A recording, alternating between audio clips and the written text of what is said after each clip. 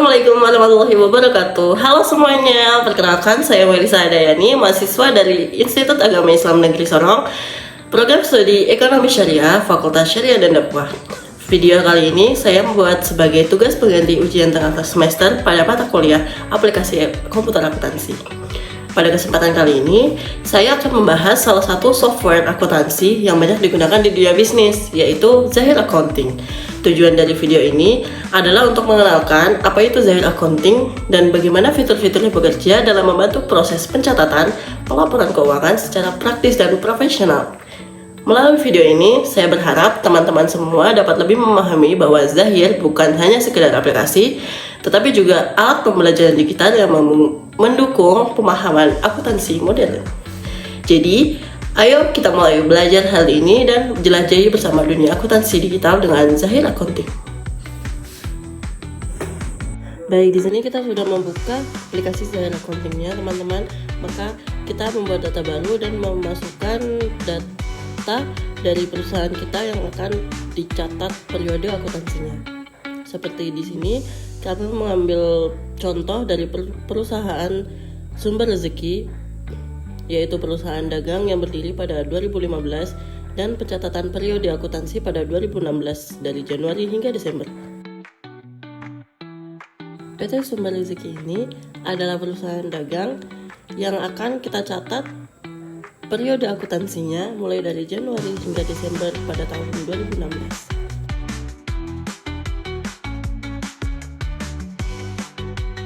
Setelah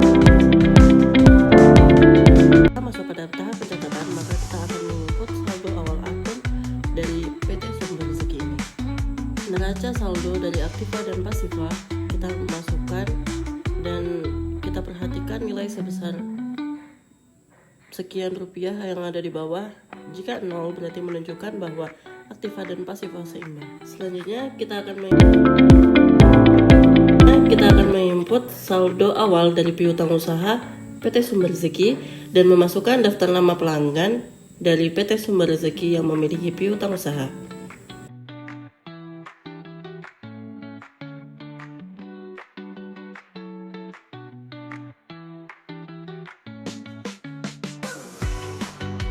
Selanjutnya, kita akan menginput masing-masing data piutang usaha dari para customer kepada PT Sumber Rezeki. Pada tahap ini, kita menginput data dengan detail dari mulai tanggal, nomor invoice, hingga nilai piutang dari customer tersebut. Daftar informasi data ini kita sesuaikan dengan data yang diberikan oleh perusahaan. Setelah piutang usaha dari PT Sumber Rezeki, maka selanjutnya kita akan mengisi saldo awal hutang usaha PT Sumber Rezeki dengan memasukkan daftar nama vendor-vendor yang memasok barang di perusahaan dagang PT Sumber Rezeki.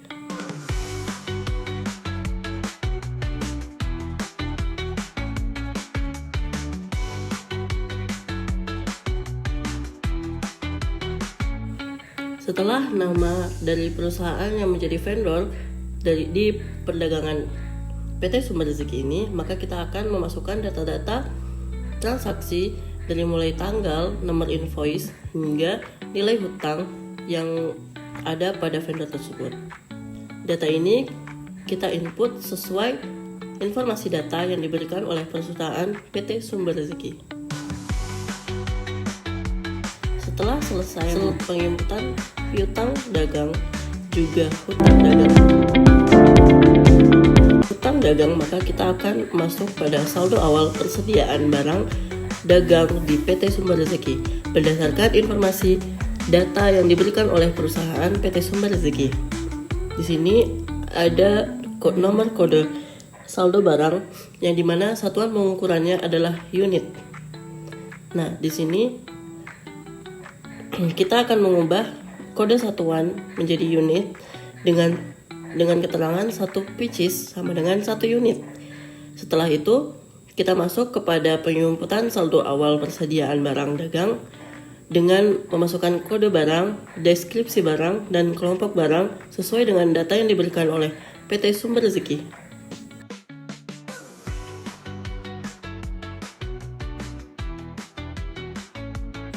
Setelah penginputan kode barang selesai, maka kita akan menginput data stok awal barang persediaan yang ada di gudang, juga nilai HPP yang ditentukan oleh perusahaan PT Sumber Rezeki.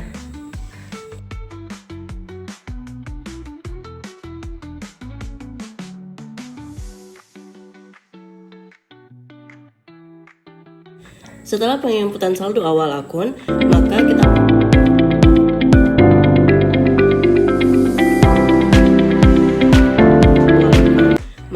akan memasuki transaksi berikutnya, di mana di sini ada kas keluar untuk biaya operasional iklan dan promosi yang kita berikan kepada CV Trimegah sebagai vendor kita yang selanjutnya. Maka kita akan menginput data dari CV Trimegah untuk menjadi vendor kita yang selanjutnya berdasarkan informasi yang diberikan oleh PT Sumber Rezeki.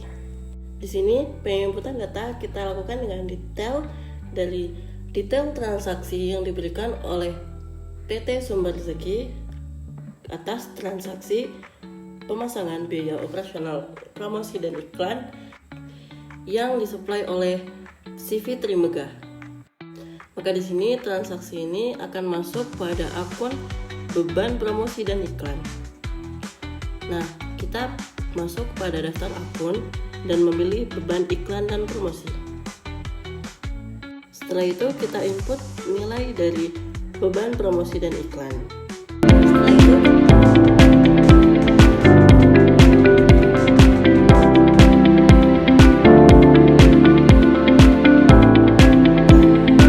Setelah itu kita akan masuk kepada pencatatan transaksi selanjutnya, yaitu pembayaran piutang usaha dari PT Sumber Rezeki kepada PT Megantara.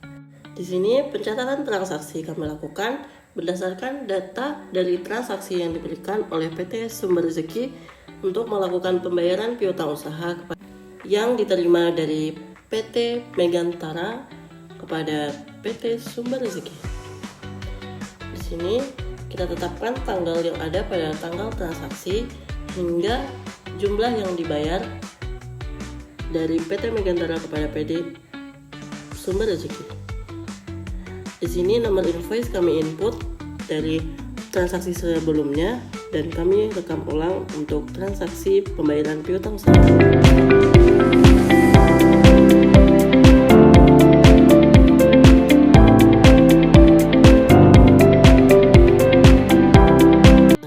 Selanjutnya, PT Sumber Rezeki menerima order penjualan. Pada transaksi sales order ini, PT Bayu Segara mengorder beberapa barang dagang dari PT Sumber Rezeki seperti radio FM atau AM hingga TV 14 inci dengan uang muka 100.000. Maka dari itu kita menginput uang muka dari PT Bayu Segara terlebih dahulu berdasarkan data transaksi yang diberikan oleh PT Sumber Rezeki.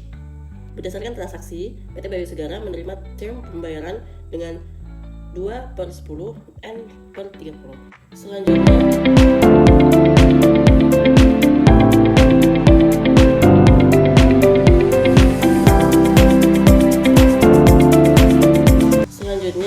untuk transaksi pembelian kredit dengan biaya pengiriman kepada PT Lancar Jaya untuk PT Sumber Rezeki, maka kita akan memasukkan dengan detail informasi dari transaksi yang telah dilakukan oleh PT Sumber Rezeki untuk pembelian barang dagang dengan biaya pengiriman sebesar 100.000.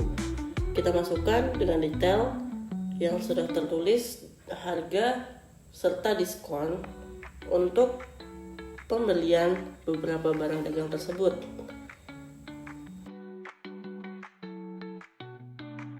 Pencatatan transaksi selanjutnya.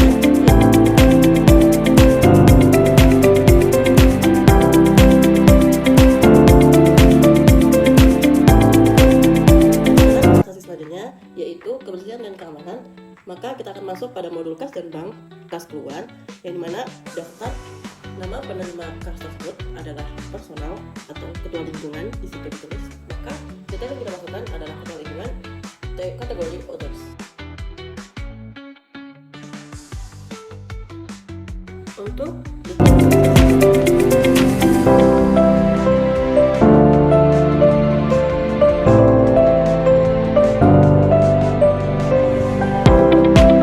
transaksi selanjutnya, yaitu pembayaran hutang dengan diskon tambahan, maka kita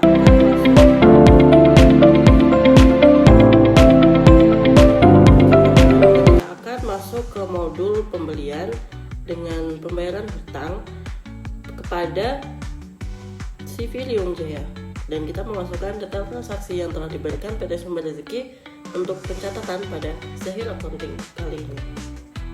Nah, pada pencatatan ini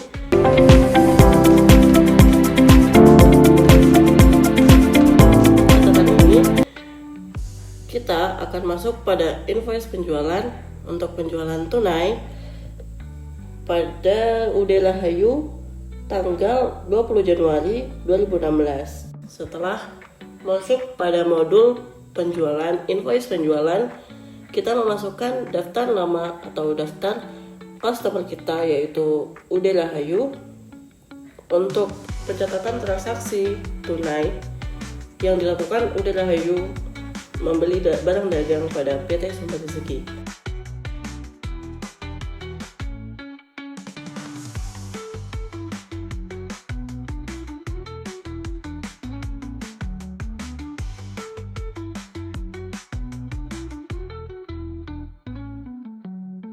Nah,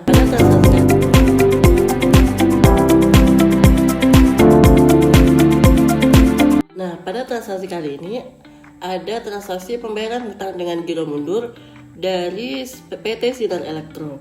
Di sini pada pembayaran hutang kita checklist, kita pastikan bahwa kita sudah menceklis bahwa pembayaran hutang tersebut melalui giro, yang mana akun kas adalah bank, penerima adalah PT Sinar Elektro, kita menyertakan tanggal, juga nomor invoice yang sudah ada, dan jumlah yang dibayarkan oleh PT Sinar Elektro dengan menandai memo yang sudah tertera.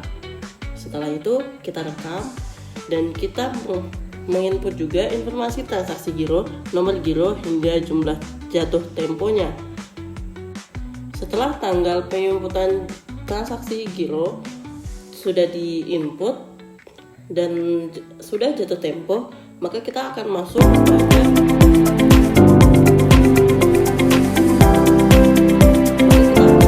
kepada kas dan bank, lalu kita ke giro untuk melihat pembayaran hutang giro dari PT Sinar Elektro dan mencairkan giro tersebut, teman-teman. Setelah cair, maka pembayaran tersebut akan masuk ke kas kita dan kita akan masuk pada transaksi berikutnya. Nah, untuk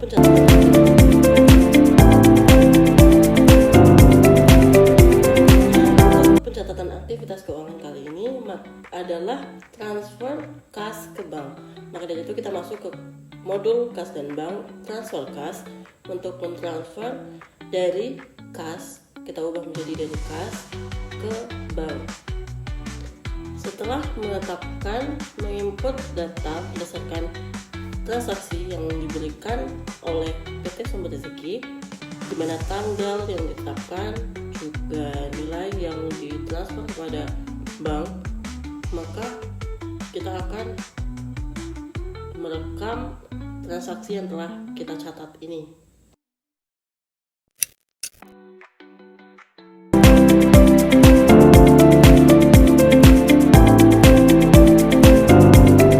Nah, pada transaksi yang terakhir ini adalah penyesuaian barang rusak di gudang. Nah, di sini dicatat bahwa pada tanggal 29 Januari ditemukan 1 unit TV 20 inci dalam keadaan rusak. Maka untuk itu kita masuk pada modul persediaan dan kita masuk pada pemakaian atau penyesuaian barang. Di sini kita sesuaikan tanggal berdasarkan detail yang sudah tertulis di transaksi yang telah diberikan oleh PT Sumber Rezeki, yaitu pada tanggal 29 Januari 2016. Nah, di sini kita memakai kode akun barang yaitu B04 untuk TV 20 inci dengan jumlah -1 karena adanya kerusakan. Nah, kita masuk pada akun beban penyusutan mesin dan peralatan.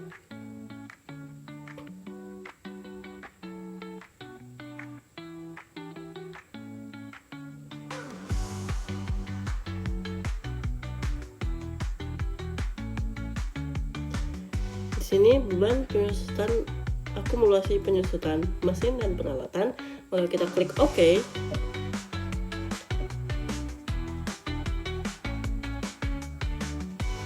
Setelah itu kita akan rekam transaksi yang sudah kita input ini.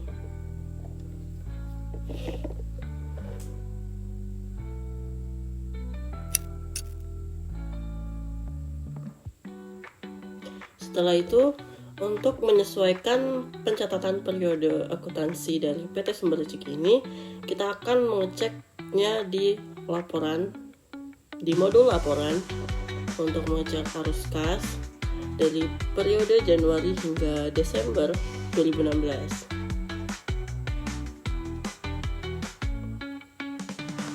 Di sini kita akan mengubah tanggalnya agar terbaca laporan dari sampel report Zahir yang ke-6 tentang PT Sumber Rezeki, pencatatan laba rugi, dan lain-lain. Pilih periode akuntansi sesuai periode pencatatan akuntansi dari perusahaan. Di sini kita dapat melihat laba dan rugi yang telah didapatkan perusahaan selama periode pencatatan akuntansi. Pendapatan, total pendapatan, aktiva, pasiva, semuanya tertulis di dalam sini, dan kita telah melihat bagaimana Zahir Accounting, aplikasi Zahir Accounting ini sangat membantu dalam dunia bisnis seperti perdagangan umum yang dilakukan oleh PT Sumber Rezeki ini. Di sini untuk refreshing atau untuk menyesuaikan segala pencatatan transaksi yang sudah kita lakukan dari awal, maka di sini kita akan melakukan sebuah refreshing untuk merefresh semua data penghitungan saldo akhir dari periode akuntansi yang sudah kita catat tadi. Kita lakukan 3 kali untuk hasil lebih akurat, dan juga penghitungan saldo akhir barang persediaan setelah periode akuntansi dicatat. Maka itu saja penjelasan dari saya. Video penutupan, kata-kata penutupan akan ada di akhir video. Untuk itu terima kasih teman-teman yang sudah menyaksikan. Semoga bermanfaat dan sampai jumpa di lain hari. Semoga aplikasi Zahir Accounting yang saya sampaikan tadi sangat bisa dipahami oleh teman-teman sekalian. Jika saya mohon maaf untuk segala kesalahan yang disengaja maupun tidak disengaja selama menjelaskan dan menginput transaksi-transaksi yang sudah ditetapkan pada modul pengisian Zahir ini. Baik teman-teman, itu tadi penjelasan singkat mengenai Zahir Accounting. Dari pembahasan ini kita bisa belajar bahwa penggunaan software seperti Zahir sangat membantu dalam mempermudah proses pencatatan keuangan, menghemat waktu, dan meningkatkan ketelitian laporan keuangan. Semoga video ini dapat memberikan pemahaman baru tentang pentingnya teknologi dalam bidang akuntansi dan bisa menjadi referensi pembelajaran untuk kita semua. Terima kasih sudah menonton sampai akhir. Jangan lupa untuk terus semangat belajar dan beradaptasi dengan perkembangan teknologi modern. Wassalamualaikum warahmatullahi wabarakatuh.